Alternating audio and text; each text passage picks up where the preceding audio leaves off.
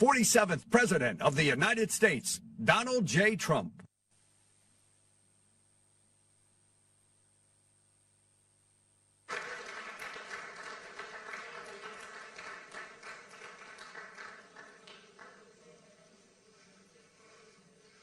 That's a lot of press. Wow. Well, it's important stuff. And, you know, our team out here, they've all become stars, superstars, actually. But we want to thank you very much. We've had a tremendous time and I think a great success. And we just concluded a very successful NATO summit here in Turkey. And I want to thank President Erdogan, who's really a great man. He's a great leader. He's a friend of mine, been a friend of mine for a long time. He's a strong person, a very strong personality, and that's why he runs such a successful and good country, and really a great, I would say, a great country. Militarily, he's very powerful. People leave him alone. But he's really done a fantastic job. And from the moment we got off the plane, you look at the airports were beautiful. They built a new terminal for our arrival. Everything was beautiful. And so I just want to thank President Erdogan, who's done a fantastic job in Turkey. And I also want to thank NATO Secretary General Mark Rutte. Mark is an extraordinary person, smart, great leader. It's not easy leading so many leaders like that. You get a lot of leaders, and they're strong personalities, every one of them. And Mark does an unbelievable job. Couldn't find anybody better. I just want to say there was tremendous love in that room. The press got to see the sitting, but they didn't get to see the speaking. And I actually said, it's too bad the press couldn't see this, because every one of them spoke for a little while, and I spoke for a little while. And it's a lot of speeches. We kept it short, but it's too bad the press couldn't have seen what we were doing in that room, because it was very smart people, and they have a lot of good in their heart, not evil, good. And they're doing a great job for their country. The world is doing well. We have, as you know, the oil is down. We'll see whether or not we keep it down. We should keep it down. We're doing things that should have been done 47 years ago with Iran. And I just want to say that throughout my first term and over the past 18 months, the United States has led a historic effort to dramatically increase the defense spending and to have equipment that no other country in the world has. When you look at Venezuela, when you look at Iran, essentially demolished their military in a couple of weeks. They had a good military, they had a good Navy, they had 159 ships, everyone's at the bottom of the sea. They had hundreds of airplanes, they're all gone.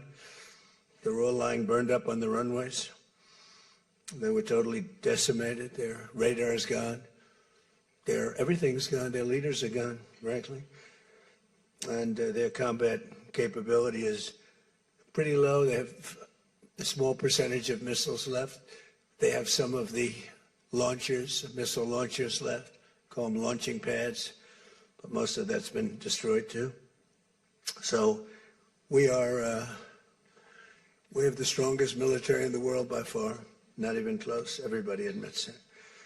Last year's summit in the Netherlands was great also, and we achieved an unprecedented agreement to increase the annual defense spending, and it's the benchmark, raising it from 2% to 5% of GDP, which everybody said was impossible. And now they're all thanking me, and most of the countries have agreed to it. We have a couple of that didn't, but I have a feeling they're going to, and pretty quickly. In fact, today they were very positive. One of them in particular was, I didn't think, a good team player. Today was a great team player. As all of the leaders understand very well, the United States remains by far the largest contributor to NATO, monetarily and maybe otherwise, and the strongest military anywhere in the world. And they respect us as a country. Again, they didn't respect us 2 years ago. They laughed at us. NATO laughed at us. Everybody laughed at us. They don't laugh anymore. There's no more laughing. This year we invested a record $1 trillion in our armed forces, and we're going to be asking for $1.5 trillion coming up. We have the money being spent on the best equipment anywhere in the world. In the working session this morning, we discussed the progress other members are making toward the 5% target, and they're making great progress. Many of these countries are very rich, by the way. We don't have to feel sorry for them. But it doesn't mean they're properly protected. There's a big difference. Some have truly answered the call, and others are making big changes and will be answering the call. I think I can say in all cases they're going to be answering the call. And we'll be taking in over $1 trillion a year toward defense. And that's a tremendous amount of money. It's a big up. They were at 2%. They were actually at 1%. I got them to 2%. Then I wanted to get them to 5%. And we got up to 5% the last time. And they're, you know, just again, if you could have seen the respect and the love in the room, and it's love really for the country, for our country. I don't want to say me because you'll say, oh, he's so conceited. He's such a conceited person. But they do. I mean, you know, they like the job I'm doing. They said, sir, we love you. These are grown people saying that. Isn't that nice? Maybe, I don't know, maybe they're trying to get to me. And in the way they did, because there was tremendous unity in that room. And I urge all nations to accelerate their plans to get the benchmark as quickly as possible. The benchmark is going to be that 5% number. That's the number it should have been for years. As a result of the commitment we achieved last year, defense spending of other NATO members surged by more than almost $150 billion in 2025, and much of that money is being spent on American-made equipment. They all want American-made equipment. We're pushing very hard to have the defense companies. They're great. We make the best equipment. The Patriots and the Tomahawks and everything we have is considered to be the best. Not by me. It's everybody wants it. I wish we made it faster because we could sell as much as we could make. And as you know, I had Lockheed and every one of the companies, all of the companies who are Raytheon as an example, Boeing. So many of those great companies are now building plants. They had big plants, but they were using them 24/7. I said, that's not the way to do it. You have to build more plants. You don't have to just go overtime. No tax on overtime. Remember that, please? No tax on overtime. Those people are happy. But they were doing literally 24 hours to get the Tomahawks done and the Patriots done and all of the other defensive and offensive equipment done. It's the most sought after equipment in the world. You saw that with Venezuela, where they had a lot of great equipment. It wasn't ours, and it didn't work.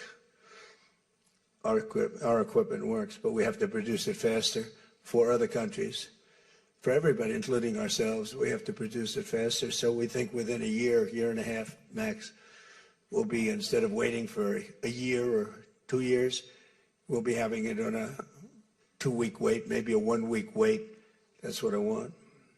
And it'll do really well. A lot of people are, just waiting. They're waiting. They want to get this defensive equipment, maybe in particular the defensive equipment, but offensive and defense. As much of that money is being spent on American-made equipment. That's the money that the European and Canada are spending, European countries mostly, and Canada.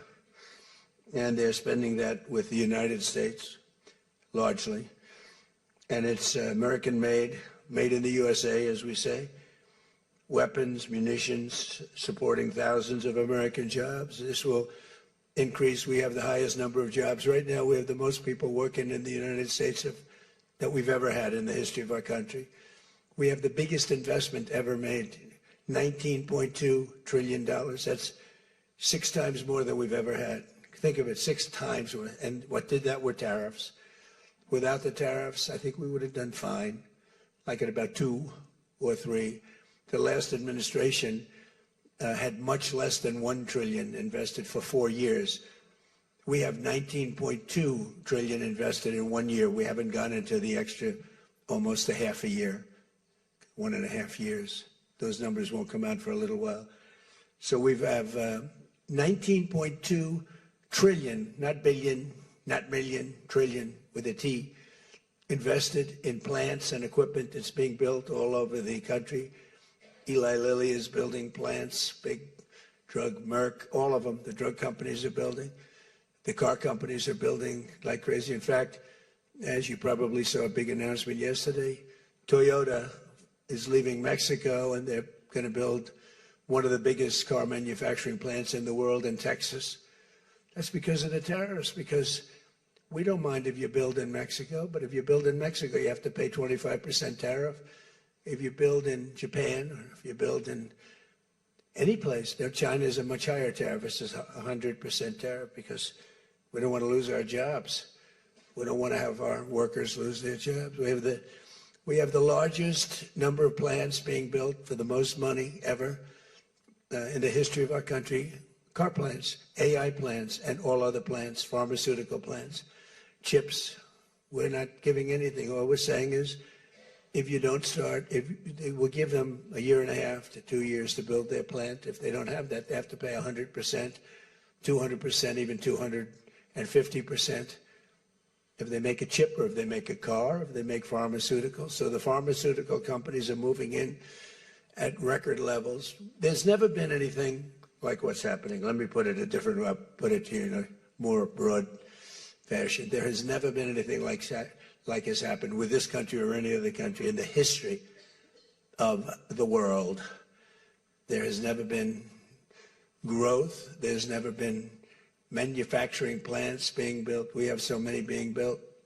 And in the big ones, like AI, some of the AI, we let them build their own electric plants. We force them to build. We don't want it because the old grid that we have wouldn't be able to supply.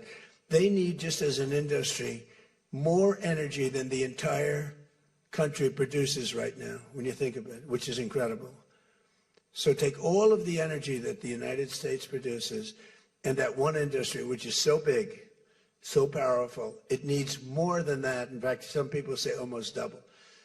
So this was my idea. I said, you can never service that. You can't reinvigorate the grid. You can make it better, but nothing like that. You wouldn't be able to build. And we're leading China in AI, well, in just about everything. But we're leading China in AI. Even in TikTok, I was watching somebody say, oh, the TikTok deal, it's so bad for, well, because they say the deal was incredible, but they think the word that gets out is bad, except the numbers just came out, and I'm #1 on TikTok, and all I do is talk about communism, right? So it's sort of good. I use it to get elected, too. But, you have to get your word out. But the numbers came out just a little while ago, and I was #1, some ridiculous number. I never heard of numbers like that, but #1. And all these entertainers are number 27, 29. It's crazy. I don't even understand myself. But that means that my word's getting out about how great our country is, how successful our country is, and how bad communism is, and how bad these lunatics are that are running for election that don't sound good, don't think good, and don't look good. I don't see any looker. I don't see anybody with the look. You need the look, I guess. You need something, but they don't have it.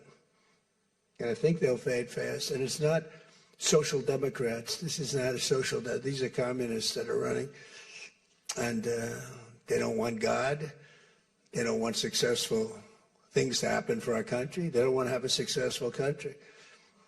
I think they're sort of crazy. As European nations rebuild their militaries, American equipment will be the largest beneficiary. The defense companies are going to be making most of that equipment. They want the American equipment because it works better. It's not a question of anything else. We make the best equipment in the world. And to that end, I provided other leaders with an update on the steps we're taking to rapidly scale up production in the United States. And they wanted to hear that because they don't really want to get it in 4 years, 5 years. They want to get it like in a week. And we'll actually be at a point like that in the not too distant future with the plants that are being built. The defense plants, it's incredible. Lockheed is building, I think, 5 Some of them are building 3, 4, or 5, and they're big ones. It's going to quadruple the output of we have with the munitions and the basic equipment itself, whether it's a Patriot or Tomahawk missile or any of the missiles that we make many missiles, different types, for different occasions.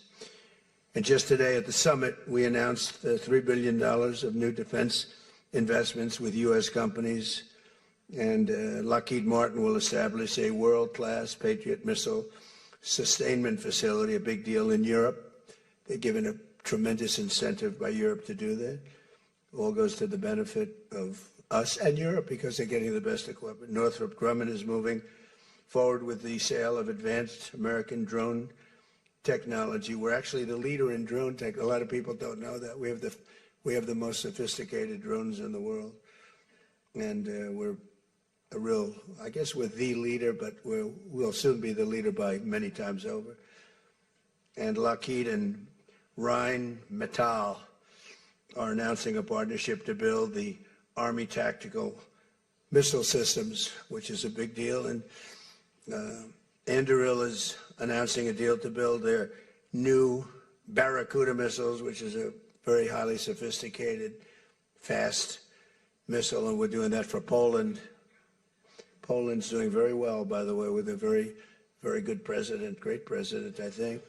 All of these agreements directly benefit the U.S. defense industry and base, and what it really does is it means jobs. And again, I have to just say that when Toyota announced yesterday, I wasn't that surprised, but everybody wanted to get that. That's the largest, I think it's going to be the largest plant in the world, car plant, and they're moving into the United States. And again, they're doing that to avoid paying the tariff, because if you build your product here, you pay no tariff. If you don't, you pay a 25% tariff, depending, 35% sometimes 100%, 200%, depending on what the product is. As an example, we're doing great on steel because we charge tariffs. So now all of a sudden the steel industry, which was absolutely dead a few years ago, I revived it in my first term, pretty good. And then they blew it in the Biden term. What a shame. They just blew it right out the window. They had no idea what they were doing. And I quickly revived it at the beginning of this term, year and a half. And the steel business is through the roof. We don't even make aluminum anymore. Now we're going to have the largest aluminum plant in the world being built in Oklahoma. I love Oklahoma. 77 out of 77 counties, 3 times. And it's great. It's a great state. They're going to be building the largest aluminum plant in the entire world in Oklahoma. It's starting very soon. Over the course of the past 2 days, I had a number of excellent discussions with other leaders at the summit and held productive bilateral meetings with essentially all of them. We had dinner last night, just about all of them were there. President Erdogan of Turkey, as well as President Zelensky, and he just came in, as you probably saw, had a little press conference, and also President al-Shara of Syria, who's doing an unbelievable job in unifying Syria. What a job he's doing. Syria was a mess with what happened with the previous government, you know that. Very dangerous place, and now it's just come together. He's done a fantastic job. People are talking about it. In every conversation, it was clear that America is back, and we're stronger and bigger and better than ever before. We have more jobs, as I said, than ever before. And we're respected again like maybe never before. We are so respected as a country. That's why I wish I told the Secretary General, Mark, I said, it's too bad the press could not see what's happening in this room. You saw the big round circle with all of the leaders of all of those countries. And I don't know, I think they should allow it. The theory is that they won't be speaking quite as freely and it won't be quite as good, but who knows? It was amazing, actually. The unity in that room was incredible. Really a love. It was sort of pretty wild. There was a love in that room that was great. So this was a tremendously successful summit. And again, I want to thank President Erdogan, Turkey, and President, so many of the presidents, prime ministers. They were all here from NATO, the NATO countries. And in particular, we have to thank the Secretary General Mark Rutte for doing a fantastic job. He really put on a tremendous, his was just something, he's a unifier. He's a tremendous unifier. So I could take a few questions.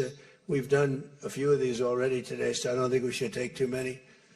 I don't think we should take, right? So we're going to keep it a little bit short, and I know a lot of you are going home. Some are going with me.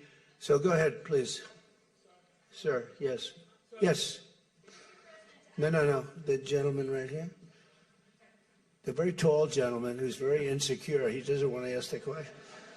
He's a handsome guy, but he's very insecure. Go ahead. Do you want to shout it out? Give him a mic. How about giving him a mic? You shout it out. Your operation in Venezuela has been lauded as a military success, and yet the Iran war seems to be a strategic dead end for you. Why are you apparently unable to end the Iran war? So I think we're doing just the opposite. The Iran war has been a tremendous military success. And, you know, I can only answer the question by saying they're not going to have a nuclear weapon. I was there for one reason, that Iran cannot have a nuclear weapon. I call it, we denuclearize Iran. And that's happened. They will never have a nuclear weapon. That stuff is so far down under a mountain. It's a granite mountain that collapsed on top of it.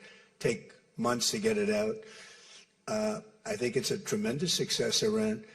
And you see the oil prices are lower than they were when I started. And people like to say that, but look, they have no military left. Their Air Force is gone. As I said, their ships are gone. 159 ships are gone. They're at the bottom of the sea. Their radar is gone. Everything's gone. So when you say not a success, it's a tremendous success. The fake news likes to say how well they're doing. They're doing terribly. They have 350% inflation. When the war started, they had like 6%, 5%. They want to make a deal, but they don't know how to make a deal. And then they go around shooting ships at night. I don't like that. You know, they're dealing with very fine people. They're dealing with Steve Witkoff. They're dealing with Jared Kushner and J.D. Vance. And they're dealing with Marco and Scott. They're dealing with great people, but I don't know. I think they're a little loco. They're a little crazy. But they told us they'd like to go to the funeral of a person who was killed a lot of people. Khomeini killed a lot of people over the years, and there for a long time. Don't forget, what we did should have been done 47 years ago. It could have been done any time within 40. This has gone on for, they were the bully of the Middle East. So they're a much different country. Now, in one day, all of their anti-aircraft things are gone. That doesn't mean they're not going to get a plane at some point. But all of it's gone. Everything's gone. Their leaders are gone. They had leaders, they're gone. And they had another set of leaders, they're gone. Now they have another set of leaders, they may be gone. Who knows? And you know what? I may be gone too, because I'm their number one target.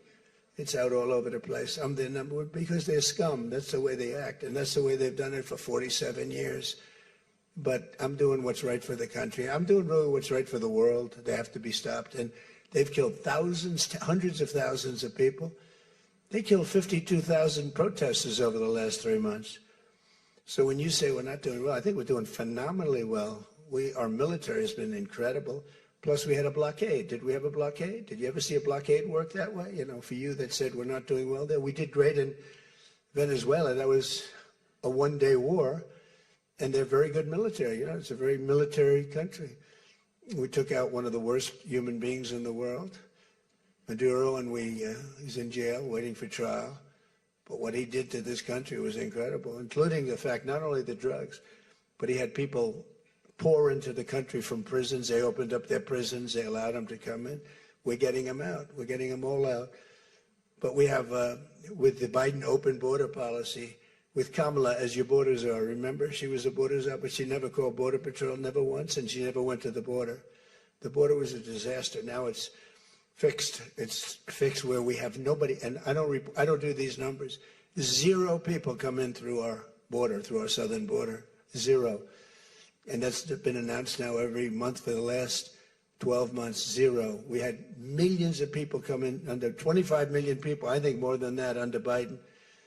and they weren't people that you want. And for the most part, they were drug dealers. They were escaped from, think of it, all the prisons, and I'm not just talking about from South America, I'm talking about from the Congo, I'm talking about from all over the world. The prisons were emptied out. They were emptied out into our country. But they had the worst murderers. We had people allowed in our country that should never, and they walked in through an open border policy. And all I'm saying is that you're lucky we won this election. Yeah, please. Go ahead. Go ahead. No, yes, go ahead.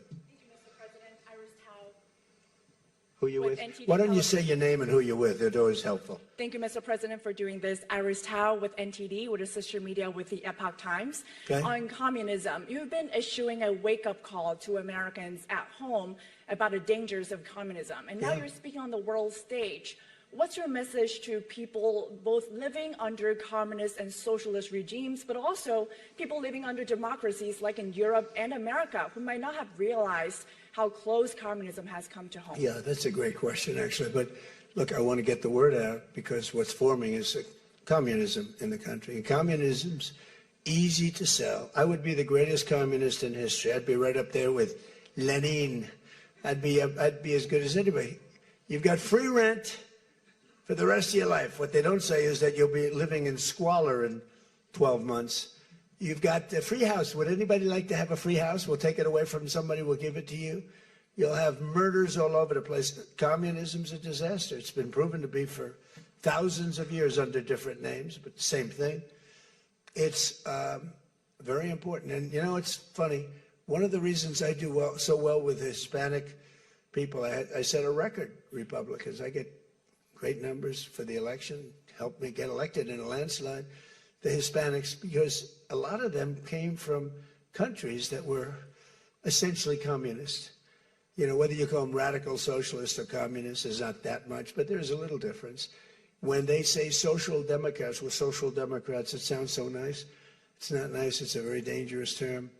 So I do talk about it, and I talk about it on TikTok, and I talk about it everywhere. I talk about it here. And you're right, it has become international, but it's never worked, and it's not going to work. What is working is the United States. I mean, think of it. We have more jobs than we've ever had.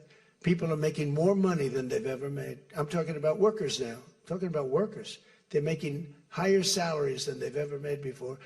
It's just the best system, and it's got flaws, but everything's going to have a little flaw, but it's been amazing. And when I watch what's happening, and I see these lowlifes getting, I mean, they're lowlifes. I watch them. I know good people. I know quality people. These are essentially lowlifes. And when I see what they're talking, I think they're very dangerous in many ways. And I've said it. And then I said, boy, that's a pretty big statement. Then I realized, you know, a couple of people said, I think you're probably right. I think this country, with this thing that's going around, is in more danger than it was during World War I, World War II. If you talk about September 11th, if you talk about Pearl Harbor, that was big danger. I think the concept of us going communist, because one thing that happens when you go communist, you never come back, never comes back. You die in squalor. You die a horrible death. You die in squalor, and it gets very evil and very nasty. Yeah, please go ahead. Mr. President, Tyler Pager with the New York Times. Last month you said Iranian leaders were very rational people, nice people to deal with, strong people, smart people. Today you said they were scum, sick people, and being led by sick people. What changed, and do you think... I got to know them.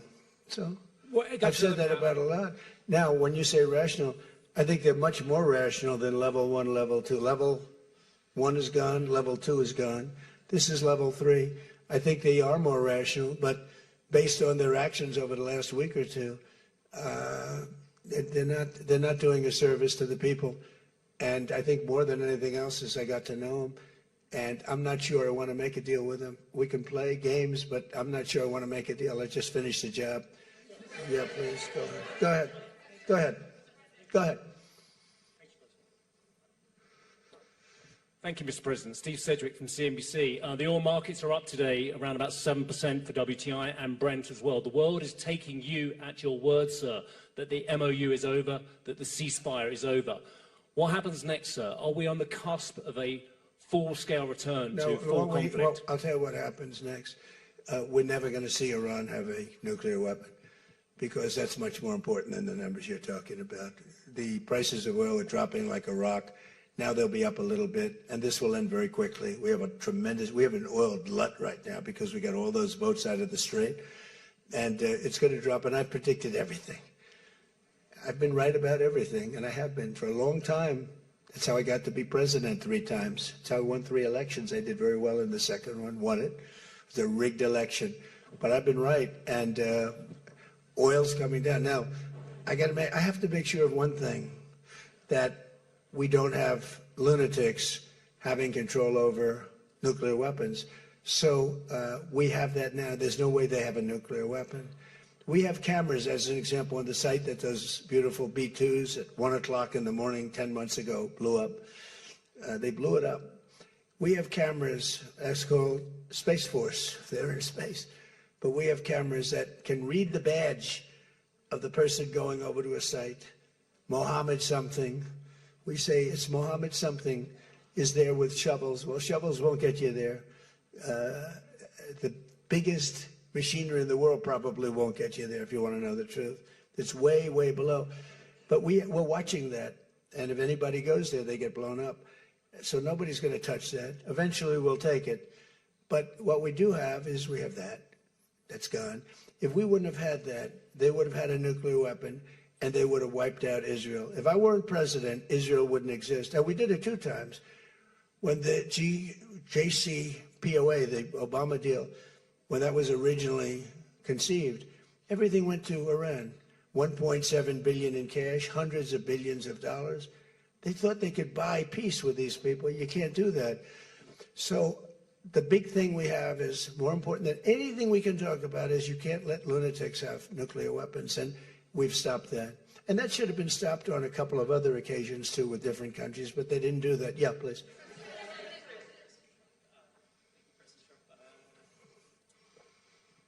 Stephen Nelson from the New York Post. I'd like you to address speculation that you're leaving Ankara not in the new Air Force One because of security concerns involving Iran. You've spoken today twice about them possibly assassinating you and possibly being successful.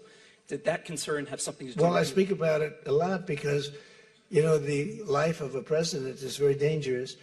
It's 5.2%. You know what a race car driver is? 1/10 of 1%.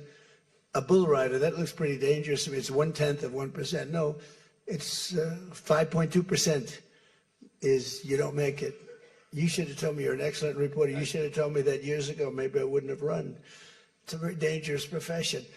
No, I'm #1 on the kill list for Iran. They're lovely people. I'm #1. So I don't know. I can't tell you that, but I don't really care because I'm doing my job and I'm doing it, I hope, better than anybody's ever done it because we have a country that's hot and really, really successful. But I mention it only because it's on the list. I mean, it came out. There was another list came out yesterday, and I'm #1 on. I like being #1 on TikTok better, but I'm #1 on the list for killing.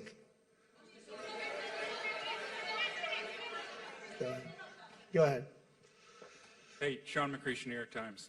But why aren't you flying the new plane home? Say what? Why aren't you flying on the new Air Force One home? It's flying to Europe, to one of the big bases, 2 or 3 of the big bases, where we can show it to the people. And we'll be going home by normal methods. But we have it going to Europe to a couple of bases, actually 1 in particular, but it's going to go to a couple of bases, stop, so the soldiers can see it because it's truly magnificent. Yeah, please. Go ahead. You want to go? Okay, go ahead. Mr. President, Harici Media, Tunç Akkoç, Turkey.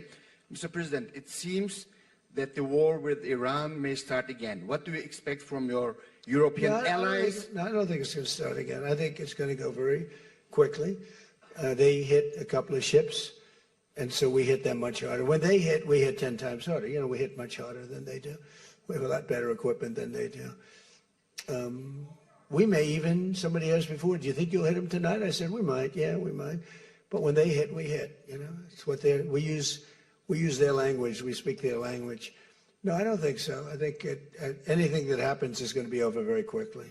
And we'll only and we'll only make it safer, including for oil. Oil is going to be very free, very easy, and it's going to happen very fast. We have the Hormuz Strait, the boats have pulled out. I mean, there's a gusher of oil right now. We have a lot of oil. And no, anything that happens is going to happen very fast. We're not looking for long term. Okay, go ahead, Red. With MS Now, you said today that countries... You're with who? MS Now. MS Now, that's a failing network. Why would you want to work for them? MS Now, can you imagine? They wanted to get away. They took the name NBC because they were embarrassed by it. Go ahead, let's go. When do you hear this question? You said today that countries like Spain, Italy, and the UK were not there for the U.S. and its war with Iran. Should those countries be attacked, will the U.S. be there for them? Well, I'll tell you what. Number one, Spain has been very bad, but, you know, Italy's been good, and almost all of the countries have been good. They just had a bad moment. They didn't help us. We didn't need their help, but if we would have wanted their help, I said, by the way, if I want help, Sir would rather remain on the sidelines, and I didn't like that answer. UK gave an answer that was sort of weirder than that. They went out. I said, would you like to help? They said, we do, but we want to wait till the war is over. This was not in the spirit of Winston Churchill. So, yeah, I mean, I'll tell you what, I can only say if there's one word that comes out of today, it's unification. I've never seen anything like it. Every one of those countries, they love us, they love each other. That was tremendous unification. It was a nice thing to say, and it was a very fair question, too. Yeah. Green? Green? Yeah, you're wearing green, right? Thank you, Mr. President. Eda Turul from Haber Global TV, Turkey. Mr. President, after your meeting with President Erdogan, can you tell us whether you and President Erdogan reach an understanding on Turkey's return to the F-35 program and the future of U.S.-Turkey defense cooperation? And do you believe U.S.-Turkey relations are entering a new chapter right now? Well, I had a great relationship in my first term. You remember Pastor Brunson, and he was put in jail for 35 years, and I called. He was an evangelical hero, actually, very good man. And I called President Erdogan, and he let him out. I didn't pay anything like Obama and Biden pay billions of dollars all the time. I never paid any for anybody. I just let him out. Let him out. But in this case, I didn't say it the second way. I said it the first way. I said, look, he's a good man. He's highly respected in the evangelical, and I'd like you to let him out. And he was in my office, in the Oval Office the following day, Pastor Brunson. I had a great relationship. When Sleepy Joe Biden got in, bad things happened with a lot of things between the border. Everything was bad. We were laughed at all over the world, and we had a very bad relationship with a lot of countries. I think Turkey was one of those countries. But that changed on November 5th when we had the election. And it's one of our best relationships. We have a great relationship. And they're talking about the F-35 airplane, and it's the best plane, and everybody wants it. And we have to make a decision who we give it to. I mean, my inclination, because he stayed out of, he's not a huge fan of Bibi, and he's not a huge fan of Israel, but he stayed out of that war. He could have gone into that war very easily, and he didn't. At my request, he stayed out of that war. He's been a very good ally. I mean, Marco could tell you we have a very strong relationship with Turkey. You know, it's a very big country. It's a very powerful militarily. It's the second most powerful country in NATO. It's a NATO country. So whether or not we do that, I haven't totally made up my mind. But my inclination is to say, look, he's done everything. He's helped us in so many different ways. And you know who else has been good to us? China. China never came into the war.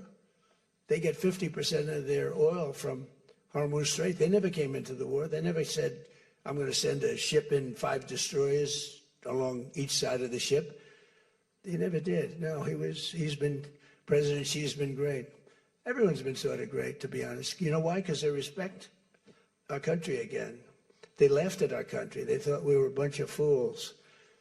They saw a president that couldn't talk, he couldn't walk. It was a disaster.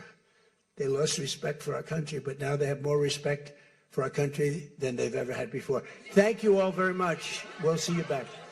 Thank you very much, everybody.